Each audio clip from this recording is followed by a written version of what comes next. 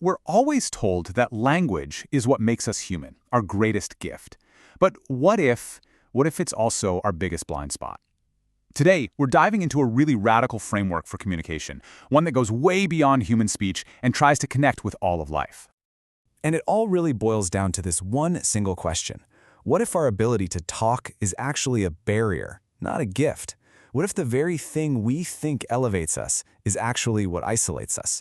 To even get our heads around that, we need to look at a problem so big, our best technology just couldn't crack it. So, let's dive right in. It all started with a massive challenge, a situation where technology just hit a wall. It forced a completely new way of thinking.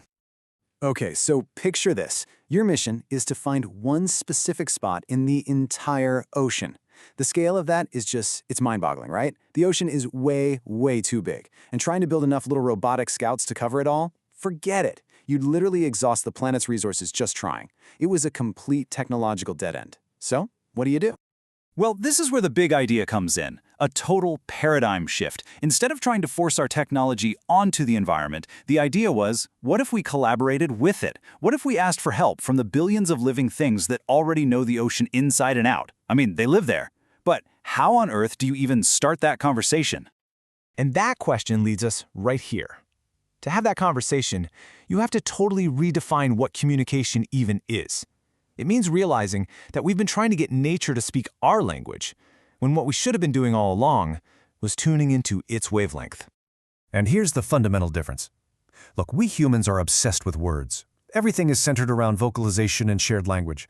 But in the rest of the natural world, wow, that is just one tiny piece of the puzzle. Their communication is multisensory. It's based on instinct, on perceiving these subtle biological signals, what you could even call an aura. An understanding that's so deep, it can just leap across species lines. This brings us to the absolute core of this whole framework, the spectrum of perception. The key is, if you want to communicate with any other living thing, you first have to understand their unique sensory world. This model is really fascinating. It suggests our basic senses are actually gateways to something much deeper, almost metaphysical. So for example, sight isn't just processing light. It's about recognizing patterns, which is the very root of what we call intuition. Hearing isn't just vibration. It's the channel for spirit and deep feeling, from a powerful song to a cry of pain. Scent and taste tap into curiosity and suspicion. And touch, well, touch is pure, direct emotion. This becomes the foundation for a language that doesn't need a single word. So let's just put a clear definition on that. The spectrum of perception is basically the idea that every single species has its own unique sensory toolkit. It's perfectly adapted for its own survival in its own environment.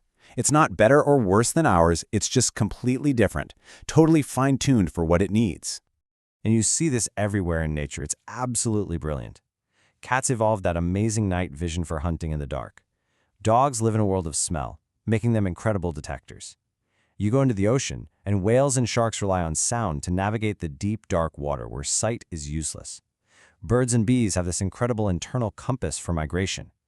Each sense is a perfect answer to a life-or-death challenge. It means they don't just see or hear differently, they are literally living in different realities. This quote from the source material it nails it. That's the aha moment, right? Our reality, what we see and hear and feel, it's just one version. To a bat, our speech is just incoherent noise. To a bee, our world of color is completely alien. Realizing that, truly getting that, is the first real step toward communication. Okay, so this is all great in theory, but how do you actually put it into practice? Well, you do it by creating what you could call a symphony of the senses, a language that is custom-tailored to each and every species.